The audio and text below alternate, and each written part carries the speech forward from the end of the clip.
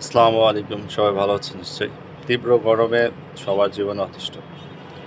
আমাদের বর্তমান যে সিচুয়েশন চলছে, দেশের অবস্থা সার্বিকভাবে দেখলে আমরা দেখতে পাই, খুব বেশি সুন্দরভাবে চলছে না। বেশ কিছু বিষয়গুলো যেগুলো মৌলিক কাঠামোর মধ্যে পড়ে, সেগুলো নিয়ে কিন্তু আমাদের দেশের জনগণ, মানুষ সবাই কিন্তু বেশ বিরক্ত। যেমন গ্যাস, বিদ্যুৎ, খাদ্যর ভেজাল নিরূপণতার অংশের অভিযান বা বিশুদ্ধ খাদ্য, পানি এগুলোর ব্যবস্থা কিন্তু আমাদের নেই। হসপিটাল নেই, রাস্তাঘাট সমস্যা, রিপেয়ার নেই। যে বছর নির্মাণ করা হয় তার ৬ মাস ৩ মাস পরে রাস্তা উঠে যায়। সেখানে সেইরকম একটা দেশে যেখানে ২০ থেকে ২২ কোটি মানুষের বসবাস, এখানে এত পরিমাণ মসজিদ, মাদ্রাসা রয়েছে যেটা জনগণের চাহিদা পূরণ করতে সক্ষম। আমাদের মুসলিম কান্ট্রিতে এই বাংলাদেশের ম্যাক্সিমাম ক্ষেত্রে আমরা দেখি শুক্রবারে জুম্মার নামাজের সময় মুসলিমদের মধ্যে একটা অন্যরকম ভ্রাতৃত্ববোধ গড়ে ওঠে। তারা সবাই মসজিদে হাজির হয়। বাট নামাজ শেষ হওয়ার পরপরই কিন্তু সবাই দৌড় মারে। আমাদের এই পরিস্থিতিতে যথেষ্ট পরিমাণে মসজিদ রয়েছে আমাদের দেশে। সেই তুলনায় মাদ্রাসার সংখ্যা আরও বেশি।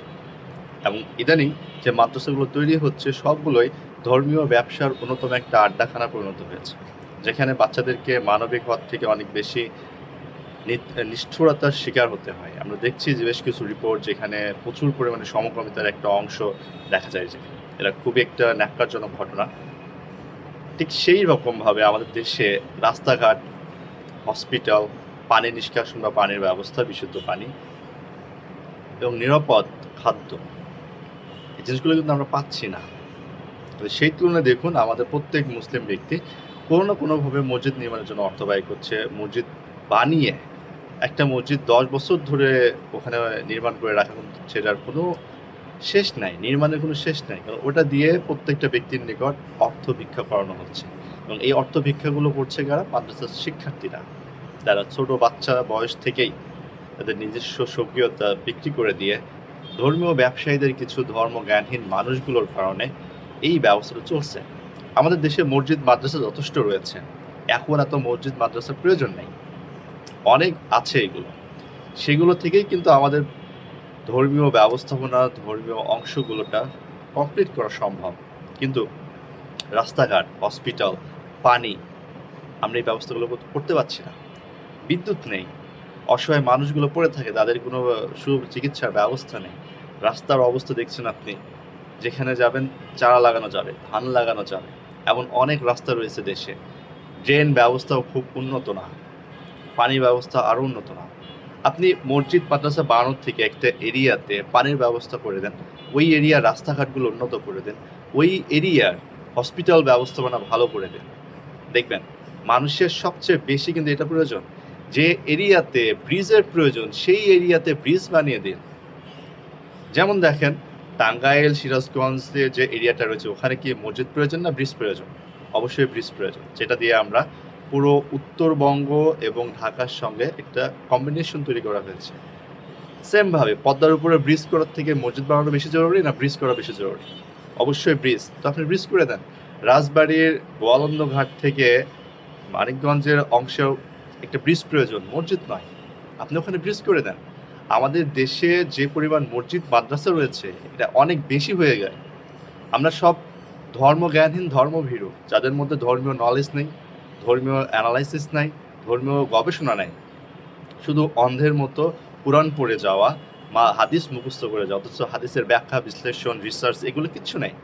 মাদ্রাসার অধিকাংশ শিক্ষার্থীরা কিন্তু এই কাজগুলো করে আসছে, তাদের ব্যাখ্যা, রিসার্চ কোনো কিছু হয় না।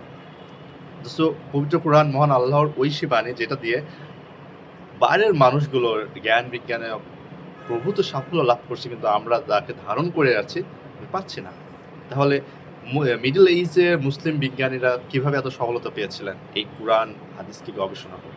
তাহলে এখন কেন আমরা পাচ্ছি না? আমরা কেন পাচ্ছি না উন্নত প্রযুক্তি আনতে কোরআনের নলেজ ব্যবহার করে? সেইখানে দেখুন আমাদের দেশে ধর্মীয় ব্যবসায়ী, ধর্মীয় কাঠমোল্লা, যাদের মধ্যে ধর্মীয় নলেজ খুব কম, এই জ্ঞানহীন মানুষগুলো, জ্ঞানপাপী মানুষগুলোই কিন্তু মসজিদ মাদ্রাসা বানিয়ে মসজিদ মাদ্রাসা দান করো, মসজিদ মাদ্রাসা দান করার জন্য আপনার বাচ্চাকে রাস্তায় ভিক্ষাবৃত্তি শেখানো, এই যে একটা সিস্টেম, ব্যাড সিস্টেমের মধ্যে পড়ে আসছে, এটা নিয়ে কিন্তু আমরা কনসার্ন না। আপনি আপনার সন্তানকে কিন্তু মাদ্রাসা মসজিদ শেখানোর জন্য উঠে পড়ে লেগেছেন। কেন? কারণ আপনাকে জান্নাত যেতে হবে।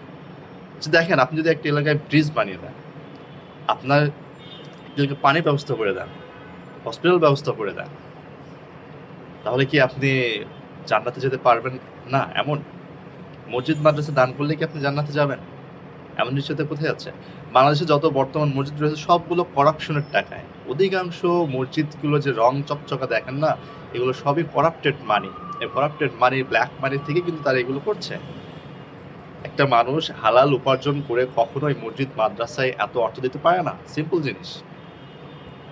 ঠিক একইভাবে যখন সামগ্রিকভাবে একটা এরিয়ায় ব্রিজ তৈরি করা হয়, রাস্তাঘাট তৈরি করা হয়, হসপিটাল তৈরি করা হয়, তাহলে সেইখানকার জনগণের সবচেয়ে বেশি সুবিধা হবে।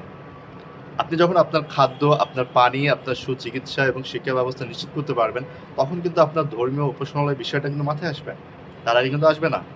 সো আমাদের উচিত মসজিদ মাদ্রাসার প্রতি দাক্ষিণ্যতা না দেখিয়ে রাস্তাঘাট, ব্রিজ, কালভার্ট, হসপিটাল, পানি নিষ্কাশন বা পানির ব্যবস্থাপনা করাটা সবচেয়ে বেশি জরুরি।